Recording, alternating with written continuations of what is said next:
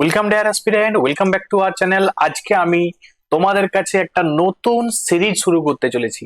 RRB এনটিপিসির previous ইয়ারে যা যা জিকে প্রশ্ন এসেছে সবই কিন্তু এই সিরিজের মধ্যে আলোচনা করব। দেখো, এই সিরিজটা কেন এত গুরুত্বপূর্ণ, বিশেষ করে যারা রেলের এক্সাম দিতে যাবে তারা কিন্তু এই সিরিজটা শেষ করেই যাবে। দেখো, এর সঙ্গে এসএসসির যারা এক্সাম দাও তাদের জন্য কিন্তু এটা গুরুত্বপূর্ণ, কারণ এই যে সিরিজটা, এই সিরিজে কিন্তু আমি প্রচুর জিকে এবং জিএস আলোচনা করব, যেগুলো সমস্ত সেন্ট্রালের এক্সামে এসেছে।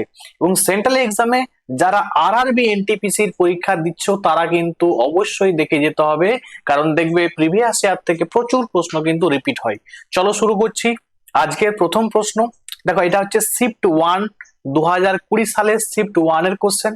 এরকম 2016 সাল, এরকম 2021 সাল, মানে 2020টা কমপ্লিট করার পরে 16, 21 সমস্ত শিফট কিন্তু আমি আলোচনা করব।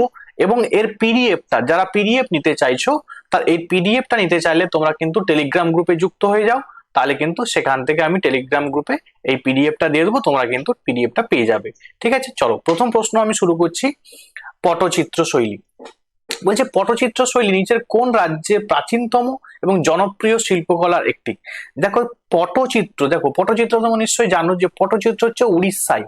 ঠিক আছে, উড়িষ্যায় কিন্তু পটচিত্র শৈলীটা কিন্তু ফেমাস। দেখো কিছু পেন্টিং যেগুলো আছে যেগুলো খুবই ইম্পর্টেন্ট, যেমন দেখতে পাচ্ছ অন্ধ্রপ্রদেশ, অন্ধ্রপ্রদেশে একটি মনে রাখবে, সেটি হচ্ছে কলমকারী পেন্টিং, বিশাল ইম্পর্টেন্ট। ঠিক আছে, কলমকারী। এবং তোমরা নিশ্চয়ই জানো যে অন্ধ্রপ্রদেশেই কিন্তু সব থেকে বেশি তামাক চাষ হয়। কোন রাজ্যে যদি প্রশ্ন হয় সব থেকে মনে রাখবে অন্ধ্রপ্রদেশে সব থেকে বেশি তামাকের চাষ হয়, তামাক চাষ। রাজস্থান, রাজস্থানে তোমরা নিশ্চয়ই জানো যে কাজলি পেন্টিং, কি পেন্টিং না কাজলি, কাজলি পেন্টিং কিন্তু রাজস্থানে খুবই গুরুত্বপূর্ণ। বিহারে, বিহারে মধুবন, ঠিক আছে মধুবনী পেন্টিং, মধুবনী পেন্টিং বিশাল ফেমাস বিহারের মধ্যে। তাহলে এই যে পেন্টিং গুলো আছে, কিছু পেন্টিং তোমাদেরকে কিন্তু পড়ে নিতে হবে। আমি করে দিয়েছি অলরেডি, তোমরা যারা এখন পর্যন্ত দেখোনি আমার জিকে সিরিজটা দেখে নাও, সেখানে কিন্তু একদম ডিটেলসে সবকিছু লেখা আছে। চলো এর পরের কোশ্চেন কি আছে, বলছে নিম্নলিখিত রাজ্যগুলির মধ্যে কোনটি উত্তর পূর্ব ভারতের সেভেন সিস্টার? দেখো সেভেন সিস্টার রাজ্য কোনটা নয় সবাই জানে এটা, কারণ তোমরা নিশ্চয়ই জানো যে উত্তর পূর্ব ভারতের যে সমস্ত স্টেট গুলো আছে, দেখবে 7টা স্টেট আছে, সেই স্টেট গুলোকে সেভেন সিস্টার বলা হয়। তার মধ্যে তোমরা নিশ্চয়ই জানো যে কি কি আছে। একদম ওইদিকে কি আছে, অন্ধ্রপ্রদেশ আছে, তারপরে আসাম আছে, তারপরে তোমার মিজোরাম আছে, মণিপুর আছে, তারপরে ত্রিপুরা আছে, মানে ওই দিকটা যা যা যা আছে, নাগাল্যান্ড আছে, মেঘালয় আছে, আসাম আছে, এই সমস্ত জায়গাগুলো কিন্তু তোমার সেভেন সিস্টারের মধ্যে পড়ছে। দেখো সেভেন সিস্টারের মধ্যে এখানের মধ্যে দেখো ত্রিপুরা, ত্রিপুরা অবশ্যই সেভেন সিস্টার, তাহলে কাটবো আমি, অপশন কাটতে হবে এখানে। সিকিম, দেখো সিকিমটাই হয়ে যাবে সঠিক উত্তর, কারণ সিকিমটা কিন্তু সেভেন সিস্টারের মধ্যে পড়ছে না। মেঘালয় পড়ছে, ইয়েস মেঘালয় পড়ছে, মিজোরামও পড়ছে। ক্লিয়ার? চলো নেক্সট কোশ্চেন, বেশি সময় নষ্ট করবো না যেহেতু অনেক কোশ্চেন আলোচনা করতে হবে। বলছে আন্তর্জাতিক বিচার আদালতের সদর দপ্তর কোথায়? দেখো এইটা কিন্তু বিশাল ইম্পর্টেন্ট কোশ্চেন, এবং এটা তোমরা যারা পরীক্ষা দিতে যাবে একটু ডিটেলস জানতে হবে। তাহলে ইন্টারন্যাশনাল কোর্ট অফ জাস্টিস, যেটাকে বলা হয় আন্তর্জাতিক বিচারালয়, তো এর হেডকোয়ার্টার কিন্তু বা সদর দপ্তর হচ্ছে দিহেগ। দিহেগটা কোথায় অবস্থিত? এটাও খুব ইম্পর্টেন্ট, মনে রাখবি নেদারল্যান্ডে। কোথায় না নেদারল্যান্ড, নেদারল্যান্ড।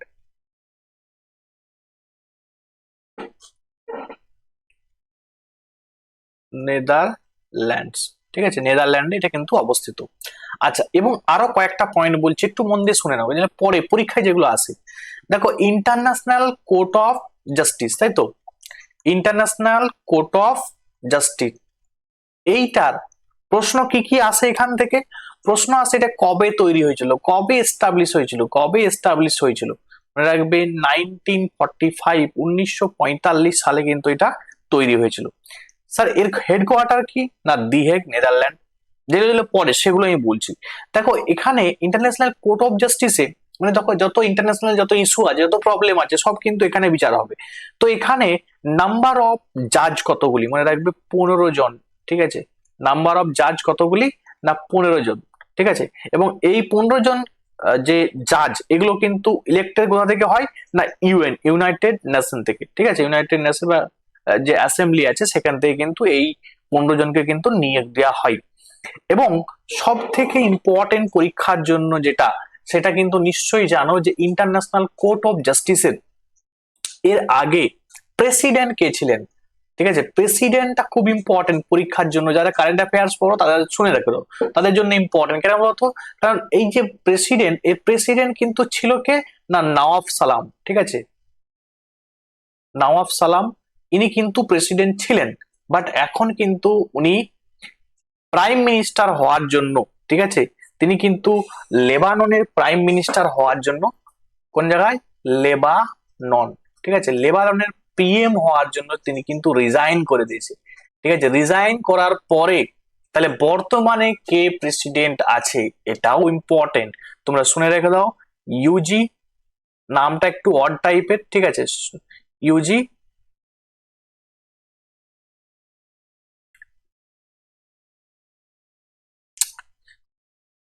ইউয়া সাওয়া, ঠিক আছে, ইউজি ইউয়াসাওয়া। ঠিক আছে, দেখো উল্টা মানে অড টাইপের একটু নাম, তোমরা মুখস্থ করে নেবে। দেখো এগুলো কিন্তু সবই পরীক্ষায় এসেছে, প্রিভিয়াস ইয়ারের কোশ্চেনের জন্য আমি তোমাদের কিন্তু বলে দিলাম যে এইটা পরে কিন্তু এই যে প্রেসিডেন্টের নামটা কিন্তু প্রিভিয়াস ইয়ারের কোশ্চেন। তো প্রিভিয়াস ইয়ারের কোশ্চেন দেখেই কিন্তু তোমাদেরকে আমি বলছি যে এই প্রেসিডেন্টটা কিন্তু অবশ্যই দেখে যাবে, কারণ ইন্টারন্যাশনাল কোর্ট অফ জাস্টিসের প্রেসিডেন্টটা কিন্তু পরে। ঠিক আছে, দেখো ওয়াশিংটন ডিসি, ওয়াশিংটন ডিসি আমরা জানি যে আইএমএফ, আইএমএফ এর হেডকোয়ার্টার কোথায়, ওয়াশিংটন ডিসি। আবার তোমরা নিশ্চয়ই জানো যে ওয়ার্ল্ড ব্যাংক, ঠিক আছে, ওয়ার্ল্ড ব্যাংকের হেডকোয়ার্টার কোথায়, ওয়ার্ল্ড ব্যাংক, ওয়ার্ল্ড ব্যাংকের হেডকোয়ার্টারও কিন্তু ওয়াশিংটন ডিসি। চলো আর আলোচনা করবো না, অনেক কোশ্চেন আছে, আলোচনা করতে হবে। সুকন্যা সমৃদ্ধি, সুকন্যা সমৃদ্ধি প্রথম প্রশ্ন, যে সুকন্যা সমৃদ্ধি কত সালে চালু হয়েছিল, চালু হয়েছিল কত সালে, তো মনে রাখবে এটা চালু হয়েছিল 2015 সালে। ঠিক আছে, সুকন্যা সমৃদ্ধিটা চালু হয়েছিল 2015 সালে, কিসের জন্য না, কন্যা সন্তানের জন্য একটি ছোট্ট আমানত যোজনা। ঠিক আছে, কন্যা সন্তানের 1 নাম্বার যে অপশন আছে এটাই কিন্তু সঠিক উত্তর হয়ে যাবে। তো নিশ্চয়ই জানো যে আমাদের শ্রদ্ধেয় প্রাইম মিনিস্টার নরেন্দ্র মোদী আসার পরেই কিন্তু এই সুকন্যা সমৃদ্ধি, ঠিক আছে, বা এই সমস্ত বেটি বাঁচাও বেটি পড়াও, তার মধ্যেই কিন্তু এই সুকন্যা সমৃদ্ধিটা কিন্তু তিনি কিন্তু চালু করেছিলেন। ঠিক আছে, এগুলো সব জানতে হবে আর কি, এগুলো পরীক্ষায় পড়ে যে সালটা কত সাল, ইম্পর্টেন্ট 2015 সাল। পরের প্রশ্ন দেখো কি আছে, বলছে স্বরাজ আমার জন্মগত অধিকার, তা আমি অর্জন করব। ঠিক আছে, এটা কে বলেছিলেন না, এটি বলেছিলেন বাল গঙ্গাধর তিলক, যাকে কি বলা হয়, যাকে বলা হয় লোকমান্য। ঠিক আছে, তিনি কিন্তু লোকমান্য নামে ফেমাস, ইম্পর্টেন্ট পরীক্ষায় কিন্তু আসে, লোকমান্য নামে তিনি কিন্তু পরিচিত। এবং আরো একটা প্রশ্ন আসে যে লোকমান্য এবং মহামান্য, ঠিক আছে, মহামান্য এই দুটো জায়গায় কিন্তু গুলিয়ে যায়। ঠিক আছে, তো গুলানোর কিছু নেই, মনে রাখবে মদন মোহন মালব্য। ঠিক আছে, মদন মোহন মালব্য, আমি শর্টে নিচ্ছি নামটা, হ্যাঁ, এই যে মালব্য, মদন মোহন মালব্য, ইনাকে কি বলা হয়, মহামান্য বলা হয়। ঠিক আছে, মদন মোহন মালব্য। আর লোকমান্যকে না, বাল গঙ্গাধর তিলক।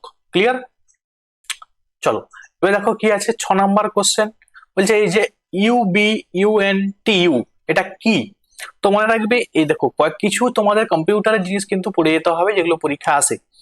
তো আমি চেষ্টা করব তোমাদের 50টা কি 100টা কম্পিউটারের কোশ্চেন করিয়ে দেবো, যেগুলো ওইগুলো খুবই ইম্পর্টেন্ট কম্পিউটারের জন্য, আলাদা করে কিন্তু আমি দেওয়ার চেষ্টা করব।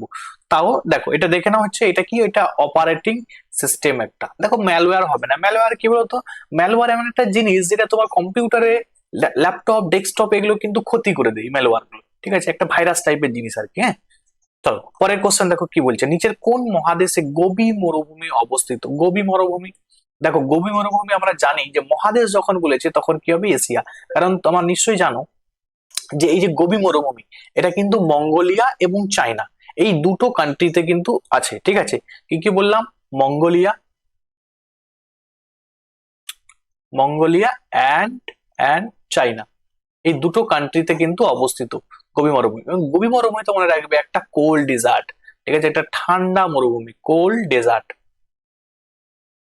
ইম্পর্টেন্ট পড়ে নিতে হবে।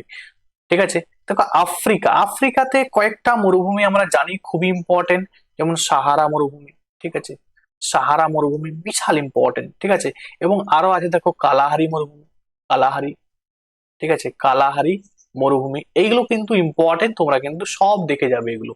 আচ্ছা, কম্পিউটারের কোন ভাগকে তার মস্তিষ্ক বলা হয়, আমরা বলি না যে ব্রেন অফ কম্পিউটার কোনটা, না সিপিইউ, সেন্ট্রাল প্রসেসিং ইউনিট। ঠিক আছে, central processing unit, central processing unit মনে রাখবে, এটাকে কি বলা হয় না সিপিইউ। দেখো র্যাম, রম, মনিটর, হার্ড ডিস্ক এগুলো কিন্তু নয়, ঠিক আছে।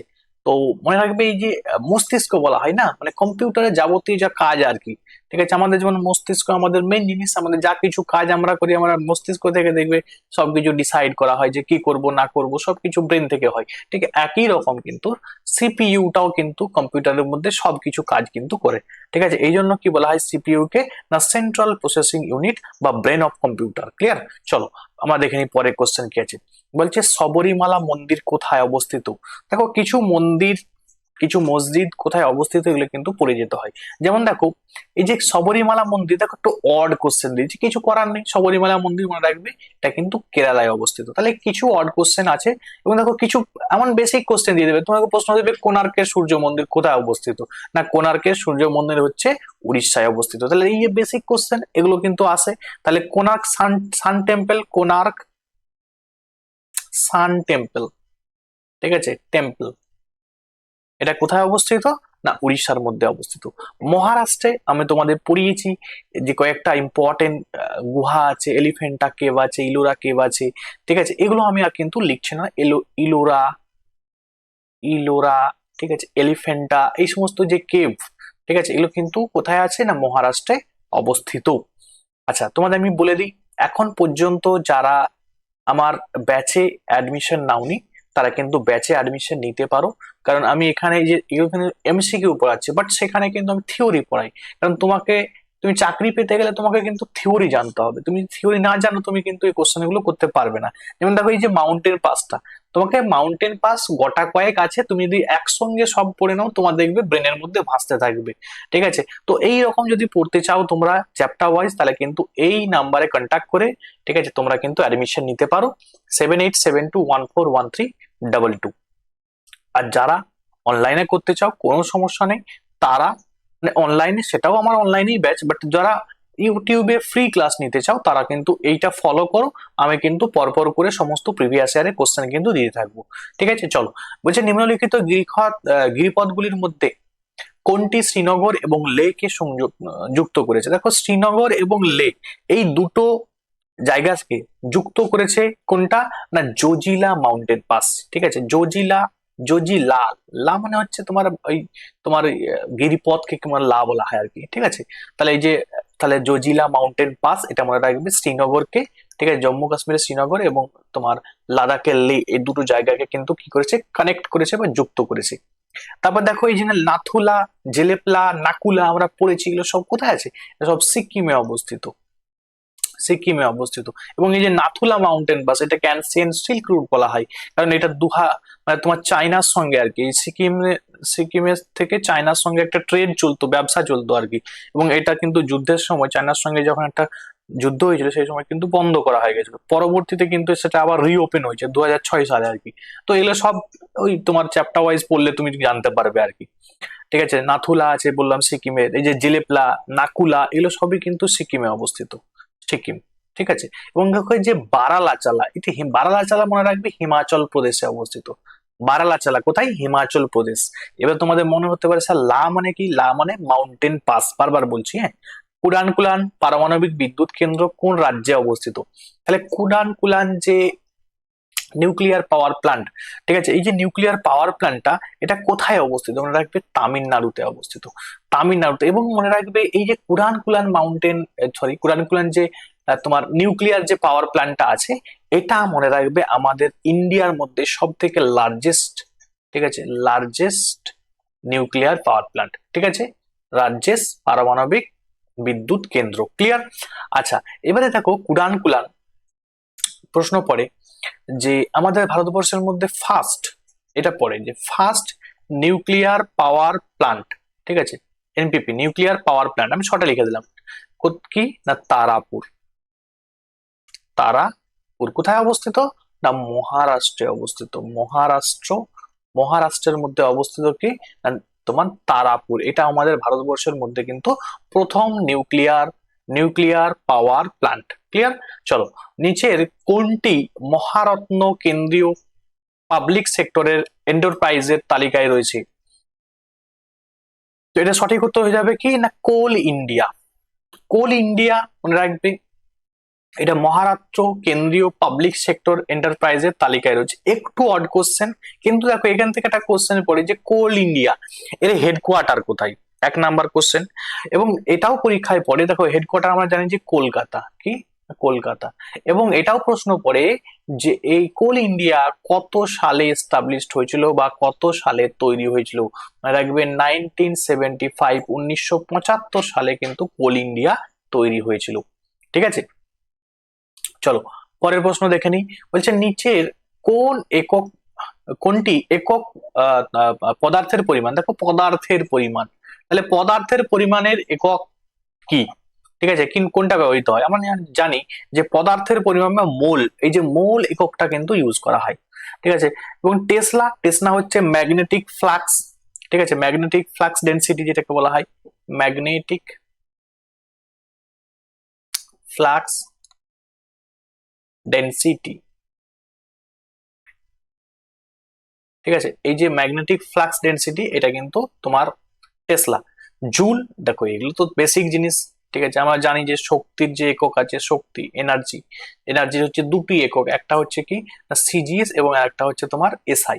সিজিএসটা কি, সিজিএসটা হচ্ছে তোমার আর্গ, এসআইটা কি, এসআই, এসআই এককটা হচ্ছে জুল। ঠিক আছে, এসআই একক কি জুল। ক্লিয়ার, চলো পরের প্রশ্ন দেখে নি কি আছে। বলছে ভারতের প্রথম অর্ধ গতির, সরি অর্ধ উচ্চগতির ট্রেন বন্দে ভারত এক্সপ্রেস। দেখো এই বন্দে ভারত এক্সপ্রেস এটা দেখলেই একটা জিনিস তোমাদের মাথায় খেয়াল রাখবে, বন্দে ভারত এক্সপ্রেস কিন্তু বলা হয় ট্রেন 18। কি বলা হয় না ট্রেন, ট্রেন 18, এটা হচ্ছে আরেকটা নাম আর কি। বন্দে ভারত এক্সপ্রেস তোমাকে অনেক জায়গায় তোমাকে বন্দে ভারত এক্সপ্রেস দেবে না, তোমাকে ট্রেন 18 দিবে। তা ট্রেন 18 মানেই কিন্তু বন্দে ভারত এক্সপ্রেস। বলছে ভারতের প্রথম অর্ধ উচ্চ গতিতে ট্রেন, অর্ধ উচ্চগতি ট্রেন বন্দে ভারত এক্সপ্রেস কোন দুটি শহরের মধ্যে চলে। তোমার রাখবে এটা প্রথম কিন্তু চলেছিল কোথায় না নিউ দিল্লি, নতুন দিল্লি এবং বারাণসী জংশন। ঠিক আছে, পরের প্রশ্ন দেখো কি আছে। আকবর এবং হেমুর মধ্যে যে দ্বিতীয় পানিপথের দ্বিতীয় সেকেন্ড ব্যাটেল অফ পানিপথ হয়েছিল, তো এটা কত সালে হয়েছিল। দেখো এগুলো সব বেসিক কোশ্চেন, তোমরা নিশ্চয়ই জানো যে 1556 সালে কিন্তু second battle of second Panipat হয়েছিল। তোমাদের জন্য একটা প্রশ্ন থাকলো, পানিপথের যে যুদ্ধগুলো হয়েছিল সেটা কোথায় হয়েছিল, তোমরা কিন্তু কমেন্টে আমাকে জানাবে। দেখো পানিপথের কিন্তু এখন পর্যন্ত টিল নাও 3টা যুদ্ধ হয়েছে, ফার্স্ট, সেকেন্ড এবং থার্ড। ঠিক আছে, ফার্স্ট, তারপর হচ্ছে সেকেন্ড এবং থার্ড। থার্ড, দেখো ফার্স্ট যে যুদ্ধ হয়েছিল সেটা কিন্তু বাবর ভার্সেস ইব্রাহিম লোদির মধ্যে 1526 খ্রিস্টাব্দে। ঠিক আছে, তারপর সেকেন্ড হলো দেখো তোমার আকবর ভার্সেস হেমু 1556 খ্রিস্টাব্দে। থার্ড হয়েছিল আমরা জানি যে তোমার মারাঠাদের সঙ্গে তোমার ওই আবদালির, ঠিক আছে, আহমদ শাহ আবদালির এর মধ্যে কিন্তু যে থার্ড পানিপথের যুদ্ধ হয়েছিল 1761 সালে। তাহলে 3টা পানিপথের যুদ্ধ ইম্পর্টেন্ট, 3টাই কিন্তু তোমরা পড়ে যাবে। ক্লিয়ার, চলো পরের প্রশ্ন। প্রার্থনা সমাজ, প্রার্থনা সমাজ হচ্ছে আত্মরাম পান্ডুরঙ্গ কত সালে, 1867 সালে। ঠিক আছে, তাহলে এই যে প্রার্থনা সমাজ কত সালে প্রতিষ্ঠা করেছিল না আত্মরাম পান্ডুরঙ্গ 1867 সালে। স্বামী দয়ানন্দ সরস্বতীর খুব ইম্পর্টেন্ট, পরীক্ষায় আসে স্বামী দয়ানন্দ সরস্বতী, বারবারই তুমি দেখতে পাবে আর্য সমাজ, কি না আর্য সমাজ। ঠিক আছে, তাহলে আর্য সমাজ কত সালে এস্টাবলিশ হয়েছিল, কত সালে তৈরি হয়েছিল, মনে রাখবে 1875 সালে কিন্তু আর্য সমাজ তোমার তৈরি হয়েছিল। ঠিক আছে, আচ্ছা একটা কোশ্চেন পড়ে, এই যে রাজা রামমোহন রায় দেখতে পাচ্ছ, রাজা রামমোহন রায় থেকে একটা প্রশ্ন পড়ে যে রাজা রামমোহন রায় তোমার হচ্ছে ব্রাহ্ম সমাজ, ঠিক আছে, খুব ইম্পর্টেন্ট, ব্রাহ্ম সমাজ, ব্রাহ্ম সমাজ তিনি কিন্তু প্রতিষ্ঠা করেছিলেন 1828 খ্রিস্টাব্দে। এগুলো কিন্তু খুবই ইম্পর্টেন্ট। স্বামী বিবেকানন্দ আমরা নিশ্চয়ই জানি, স্বামী বিবেকানন্দ হচ্ছে এই যে রামকৃষ্ণ মিশন এটা কিন্তু প্রতিষ্ঠা করেছিলেন কত সালে, 1897 খ্রিস্টাব্দে। কি বললাম না রামকৃষ্ণ মিশন। ঠিক আছে, রামকৃষ্ণ, রামকৃষ্ণ মিশন। আমি একটু স্পিডে লিখছি, হাতের লেখা একটু এদিক ওদিক হতে পারে, তো ম্যানেজ করে নিবে তোমরা। চলো পরের প্রশ্ন আমি দেখে নিচ্ছি কি আছে, কারণ অনেকগুলো কোশ্চেন, আমি সময় তো বেশি দিতে পারবো না একটা জায়গায়। আচ্ছা রাজতরঙ্গিনী, রাজতরঙ্গিনী মনে রাখবে কলহনের, কলহনের রাজতরঙ্গিনী। জয়দেব, জয়দেবের গীত গোবিন্দ খুব ইম্পর্টেন্ট কিন্তু, গীত গোবিন্দ। ঠিক আছে, জয়দেবের গীত গোবিন্দ। খুব ইম্পর্টেন্ট, পরীক্ষা আসে এগুলো, কিন্তু বারবারই আসে। পরের প্রশ্ন দেখো আমরা কি দেখছি, বলছে নিচের কোন মাধ্যমে শব্দ চলাচল করে না? দেখো শব্দ, সাউন্ড, সাউন্ড চলাচল করতে পারে না কোন মাধ্যমে? আমরা জানি যে সাউন্ড কিন্তু সব থেকে যেতে পারে, যত মাধ্যমটা বেশি কঠিন হবে তত সে কিন্তু সাউন্ড চলাচল করতে পারবে। সাপোজ তোমাকে একটা এক্সাম্পল দিই, ধরো তোমার, দেখো এখানে যে কোশ্চেন আছে যে কোন মাধ্যমে চলাচল করতে পারে না, সেটা বলে দিই আগে, যে শূন্য মাধ্যমে কিন্তু সাউন্ড কিন্তু ট্রাভেল করতে পারে না। VVI most important question. এবং দেখো এই যে শব্দ, প্রশ্ন আসে শব্দ থেকে কয়েকটা জিনিস, শব্দের একক কয়েকটা আমি বলে দিই তোমাদের। দেখো শব্দের তীব্রতা, ঠিক আছে, শব্দের তীব্রতা, ঠিক আছে, তো শব্দের তীব্রতা মাপা হয় কোন এককে? মানে রাখবে ডেসিবেল, ঠিক আছে, কি না ডেসিবেল এককে মাপা হয়। এবং শব্দের, শব্দের আরেকটা জিনিস খুব ইম্পর্টেন্ট, কম্পাঙ্ক, ফ্রিকোয়েন্সি কম্পাঙ্ক,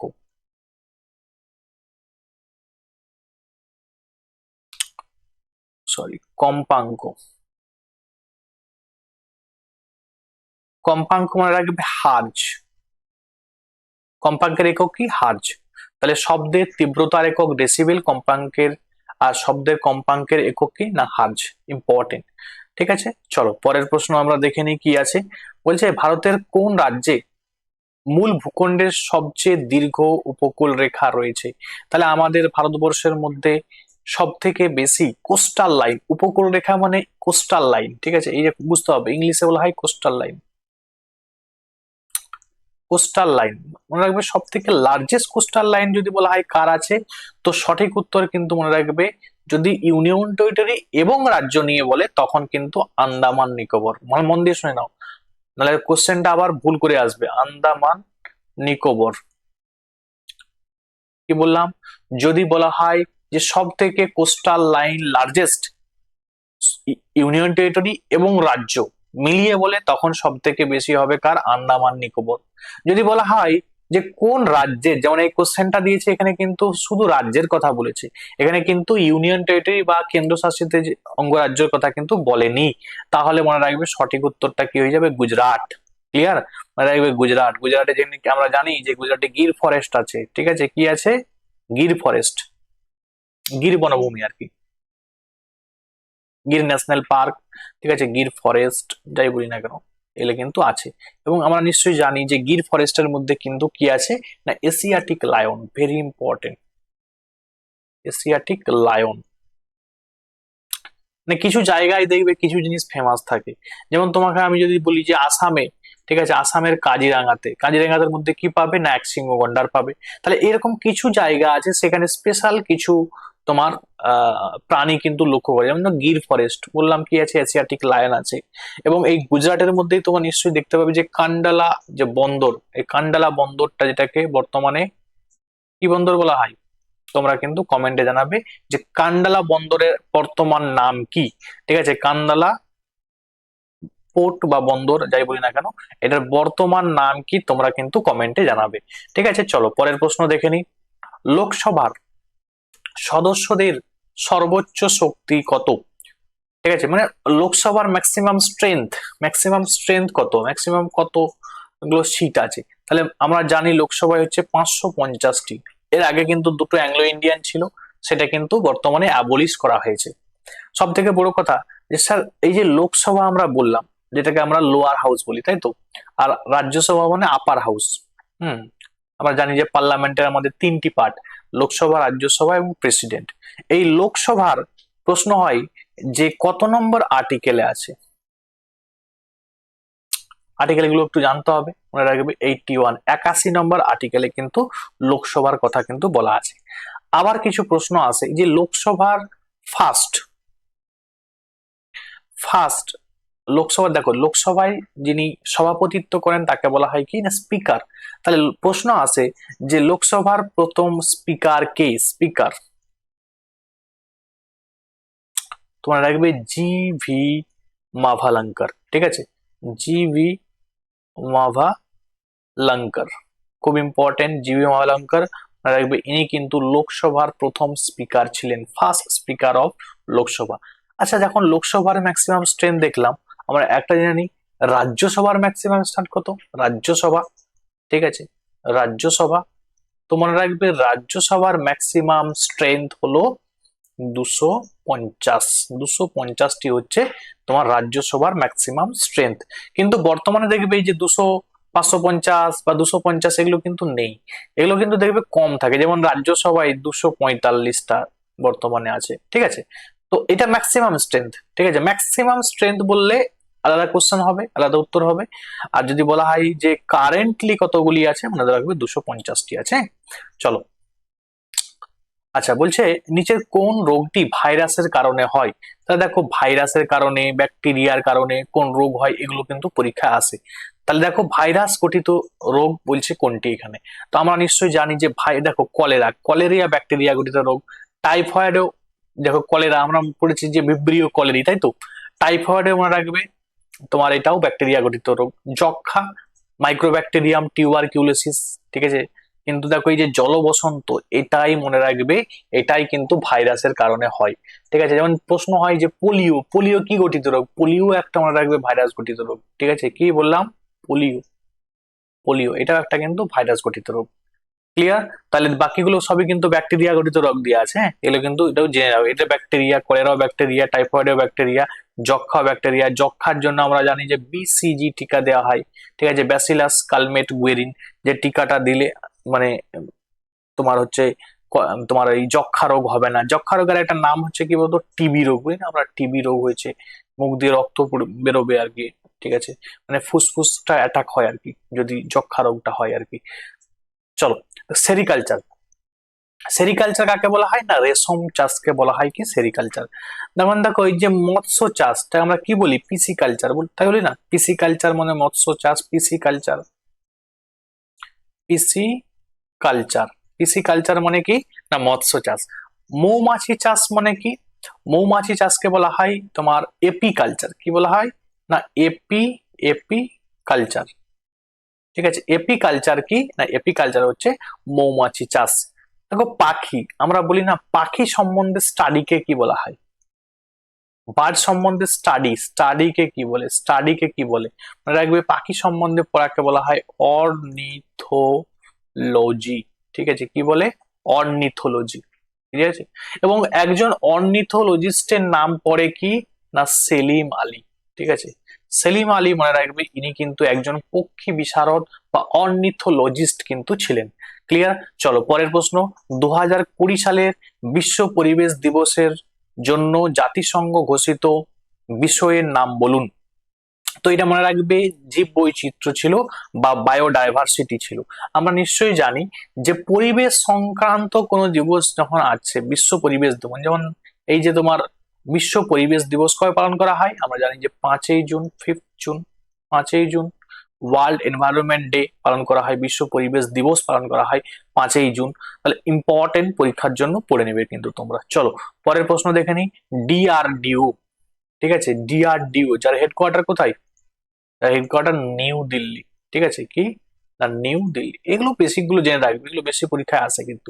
নিচে যাই হোক, দেখো কি আছে বলছে, নিচের কোনটি ডিআরডিও দ্বারা তৈরি একটি মাল্টি ব্যারেল রকেট সিস্টেম? তো এটার সঠিক উত্তর হয়ে যাবে কি?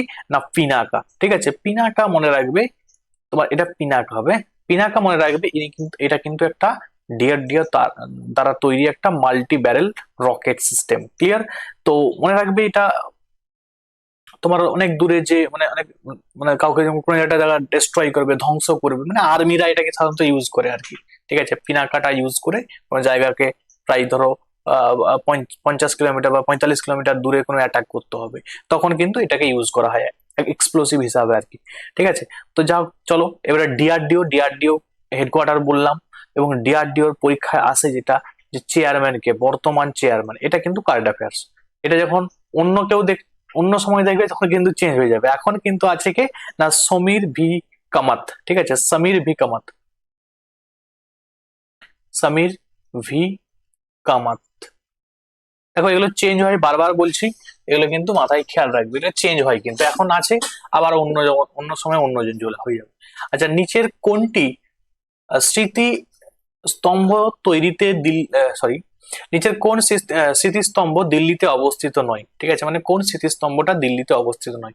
হুমায়ুনস সমাধি বা হুমায়ুনস টোম্ব আমরা জানি দিল্লিতে আছে, তাহলে আচ্ছা ইন্ডিয়া গেট, ইন্ডিয়া গেট সবাই তো তোমরা দিল্লিতেই ঘুরতে যাও, দিল্লিতে ঘুরতে গেলে ইন্ডিয়া গেট আছে, তাহলে এটাও কিন্তু হলো না। আলাই দরওয়াজা, এটাও কিন্তু আলাউদ্দিন খলজি তৈরি করেছিল, আমরা জানি কোথায় অবস্থিত, এটাও দিল্লিতে অবস্থিত। বুলন্দ দরওয়াজা, বুলন্দ দরওয়াজা মনে করো যে গুজরাট জয় করে যখন আসবে আকবর, ঠিক আছে, তো এই গুজরাট জয়ের পরে তিনি কিন্তু এই বুলন্দ দরওয়াজা কিন্তু তৈরি করবে, ঠিক আছে। গুজরাটকে যখন তিনি দখল করে আসবেন তখন কিন্তু তিনি এই গুজরাট জয়ের জন্য তিনি কিন্তু বুলন্দ দরওয়াজা এটা তৈরি করে দেবেন, সেটাকে মানে গুজরাট জয়কে তোমার স্মরণীয় করে রাখার জন্য। এবং তিনি এটা কোথায় তৈরি করেছিলেন না ফতেপুর সিক্রিতে, ঠিক আছে, ফতেপুর সিক্রি, এই ফতেপুর সিক্রিতে তিনি কিন্তু তৈরি করেছিলেন। এবং প্রশ্ন আসে এই যে ফতেপুর সিক্রিটা কোথায় অবস্থিত, না এটা আগ্রায় অবস্থিত, তাহলে বোঝা গেল। তাহলে যেটা আমাদের কোশ্চেন ছিল দিল্লিতে, দিল্লিতে, আগ্রা তো ইউপিতে, উত্তরপ্রদেশে না, বুঝা গেল। চলো পরের প্রশ্ন দেখে নি। মহাত্মা গান্ধী সবরমতী থেকে ডান্ডি পর্যন্ত বিখ্যাত যে লবণ যাত্রা শুরু করেছিলেন, গুজরাটের কোন জেলায় ডান্ডি অবস্থিত? তাহলে ডান্ডি কোথায় সিচুয়েটেড, না ডান্ডি হচ্ছে নবসারী ডিস্ট্রিক্টে কিন্তু ডান্ডিটা অবস্থিত। ক্লিয়ার? চলো পরের প্রশ্ন আমরা দেখে নিই কি আছে। বলছে কম্পিউটার এবং ইন্টারনেটের ক্ষেত্রে ইউআরএল এর পূর্ণ রূপ কি? ইউআরএল, তো ইউআরএল মনে রাখবে যে ইউনিফর্ম রিসোর্স লোকেটর, ঠিক আছে, uniform resource locator, option B, এটা কিন্তু অপশন 2, এটা কিন্তু সঠিক উত্তর হয়ে গেল কি ইউআরএল এর সম্পূর্ণ নাম ইউনিফর্ম রিসোর্স লোকেটর। পরের প্রশ্ন দেখি কি আছে, 28 নম্বর কোশ্চেন। বলছে নিম্নলিখিতদের মধ্যে ভারতের সবচেয়ে কনিষ্ঠ রাষ্ট্রপতি, একদম সব থেকে কনিষ্ঠ রাষ্ট্রপতি কে ছিলেন, না শ্রী নীলাম সঞ্জীব রেড্ডি। এবং ইনি মনে রাখবে যে প্রশ্ন আসে, শুনে নাও, মন দিয়ে শুনে নাও, এটা খুব ইম্পর্টেন্ট, কিসের জন্য মনে রাখবে, ইনি হচ্ছে আমাদের ভারতবর্ষের একমাত্র আনঅপোজড প্রেসিডেন্ট, মানে ইনার বিরুদ্ধে কিন্তু কেউ দাঁড়ায়নি আর কি। ওই সময় যখন তিনি প্রেসিডেন্ট হয়েছিলেন, তোমরা নিশ্চয়ই জানো, উনি কিন্তু 1977 থেকে 1982 পর্যন্ত তিনি কিন্তু প্রেসিডেন্ট হিসাবে ছিলেন। এবং এই যে শ্রী নীলাম সঞ্জীব রেড্ডি, ইনি কিন্তু বললাম কি আমাদের একমাত্র, আমাদের ভারতবর্ষের মধ্যে অনলি আনঅপোজড, আনঅপোজড, সরি আনঅপোজড,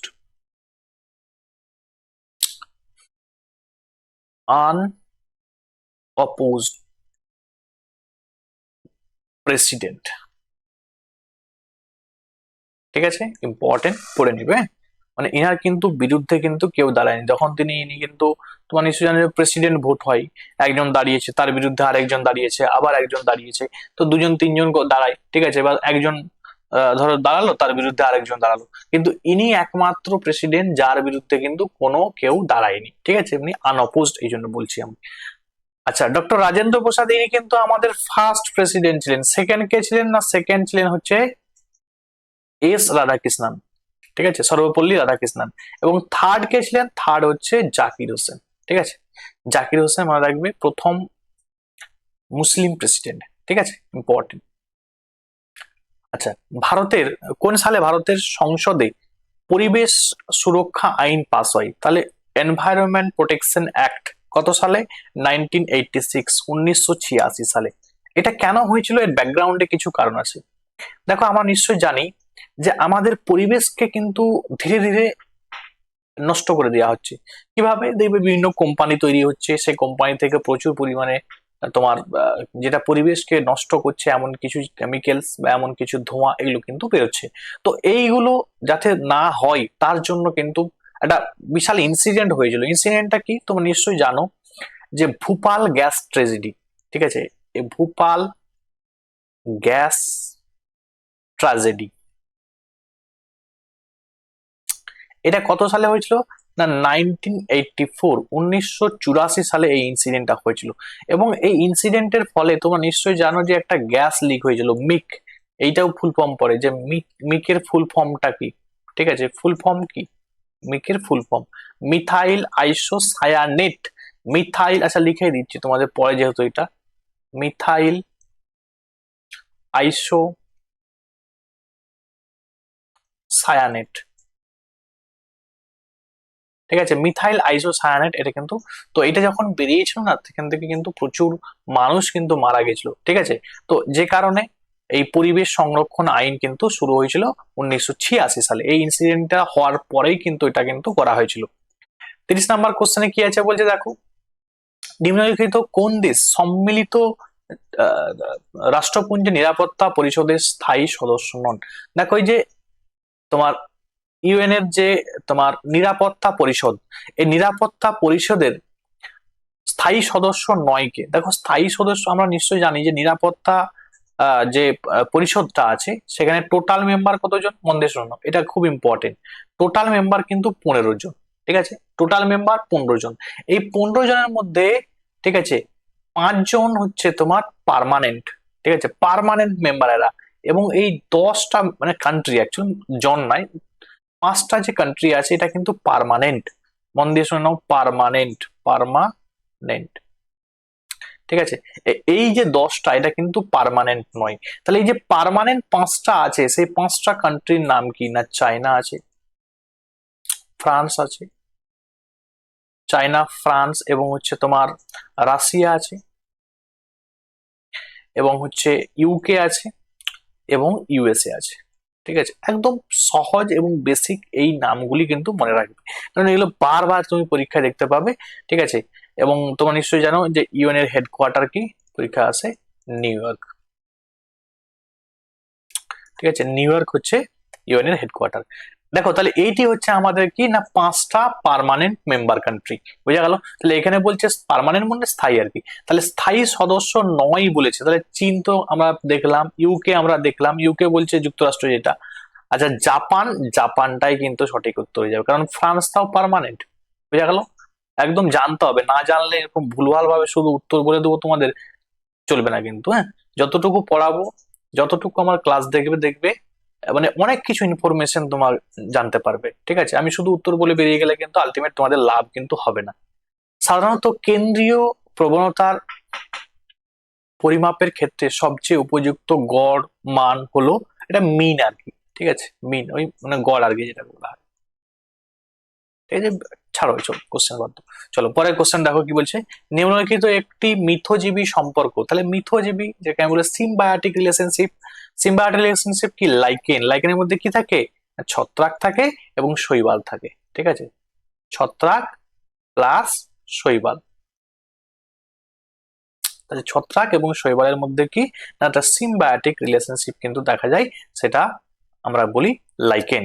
পরের প্রশ্ন দেখো কি আছে, বিমস্টেক, খুব ইম্পর্টেন্ট কোশ্চেন। দেখো, বিমস্টেক বলছে নিচের কোনটি কোন দেশটি বিমস্টেকের সদস্য নয়? দেখো, দুটো জিনিস মাথায় রাখবে, ঠিক আছে। বিমস্টেকের সদস্য নয়, 1 নম্বর মালদ্বীপ, এবং আর একটা যদি পড়ে সেটা হচ্ছে পাকিস্তান, ঠিক আছে। এই দুটো দেখবে বেশি ম্যাক্সিমাম পরীক্ষায় আসে।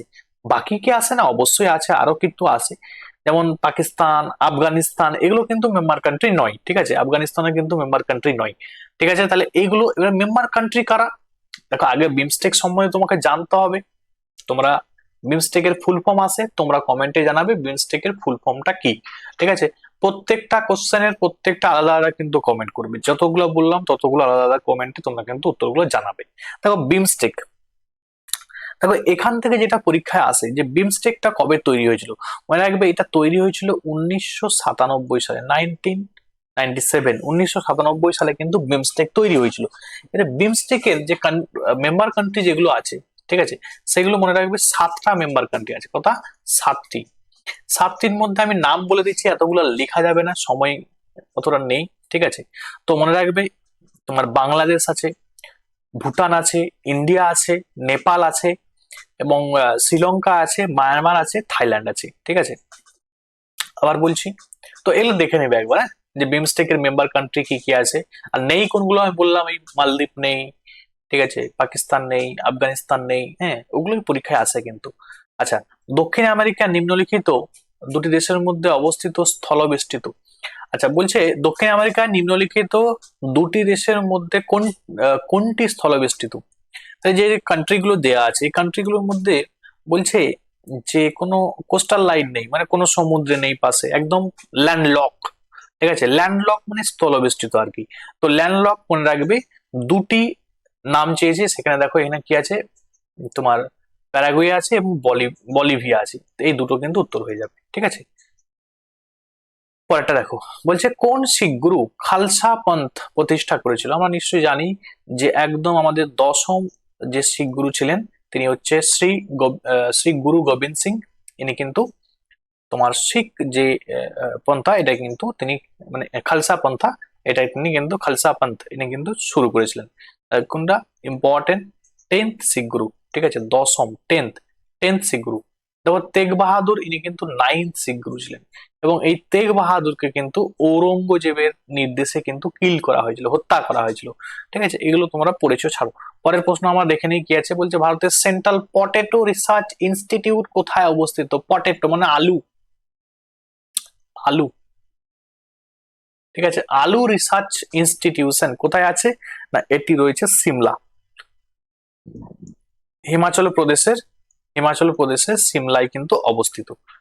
আজকের জন্য লাস্ট কোশ্চেন, ইসরো কত সালে মার্স অরবিটাল মিশন, ঠিক আছে, এই যে মঙ্গল যানে যে পাঠানোর জন্য আর কি, মঙ্গলে আর কি, তো এটা মনে রাখবে 2013 সালে। দেখো এই যে সব প্রিভিয়াস ইয়ারের কোশ্চেন, ঠিক আছে, আরআরবি এনটিপিসির এই কোশ্চেনটা কিন্তু এই শিফটে 2020 সালে যা যা পড়েছি সব কিন্তু আজকে আলোচনা করলাম। ইসরো থেকে একটু কোশ্চেন আমি বলে দিই। ইসরো এস্টাবলিশড হয়েছিল কত সালে? 1969 সালে। ঠিক আছে, এটা কিন্তু তৈরি হয়েছিল। এর হেডকোয়ার্টার কোথায়? Important, headquarter Bengaluru. ঠিক আছে, বেঙ্গালুরু হেডকোয়ার্টার। এবং যেটা পরীক্ষায় আসে, ঠিক আছে, যে এর চেয়ারম্যান, মানে এগুলো কারেন্ট অ্যাফেয়ার হিসেবে আছে আর কি। ঠিক আছে, চেয়ারম্যান, বর্তমান চেয়ারম্যান কে? রাখবে ভি নারায়ণ। ঠিক আছে, ভি নারায়ণা বর্তমানে কিন্তু ইসরোর চেয়ারম্যান। ক্লিয়ার? তাহলে আজকে আমি কিন্তু চেষ্টা করলাম যে 2020 সালের যে ফার্স্ট শিফটে আরআরবির এনটিপিসির যা যা প্রশ্ন এসেছিল সবই কিন্তু করিয়ে দিলাম। তোমরা কিন্তু অবশ্যই এখন পর্যন্ত যারা আমার টেলিগ্রাম গ্রুপে যুক্ত নেই তারা কিন্তু টেলিগ্রাম গ্রুপে যুক্ত হয়ে যাও। আমি সমস্ত কোশ্চেন কিন্তু টেলিগ্রাম গ্রুপে দিয়ে দেবো। তোমরা কিন্তু সেগুলো ডাউনলোড করে প্রথমে আমি তোমাদের দিয়ে দেবো, তোমরা এটা মক হিসাবে দেবে, তারপরে কিন্তু আমার উত্তর মেলাবে, বা তুমি যা কিছু মানে দেখবে যে তোমার এক্সট্রা পয়েন্ট যেগুলো পাবে সেগুলো কিন্তু ওই মকের মধ্যেই লিখে নেবে। পারলে এটাকে প্রিন্ট আউট করে নেবে, খুব বেশি পেজ নয়। ঠিক আছে, 5টা 6টা করে পেজ আছে। ঠিক আছে, চলো আজকে এখান পর্যন্ত। Thanks for watching. যদি সিরিজটা ভালো লাগে অবশ্যই কিন্তু বন্ধুদের মধ্যে শেয়ার করো, কারণ তুমি যদি যত আমি মোটিভেশন পাবো তত বেশি কিন্তু এই সিরিজটা আমি তোমাদের শেষ করব, কারণ প্রচুর প্রশ্ন এসেছে। ঠিক আছে, সেই প্রশ্নগুলো আলোচনা করতে যথেষ্ট মানে ইফোর্ট লাগে। ঠিক আছে, মানে আমাকে ধরো এইগুলো রেডি করতে হয়। ঠিক আছে, রেডি করে তোমাদের কাছে রিপ্রেজেন্ট করতে হয়। তো যদি তোমরা ভালো লাগে অবশ্যই কিন্তু বন্ধুদের মধ্যে শেয়ার করো, তাহলে আমিও মোটিভেশন পাবো এবং আমিও ভিডিওটা করতে পারবো। ঠিক আছে, আজকে এখান পর্যন্ত। Thanks for watching.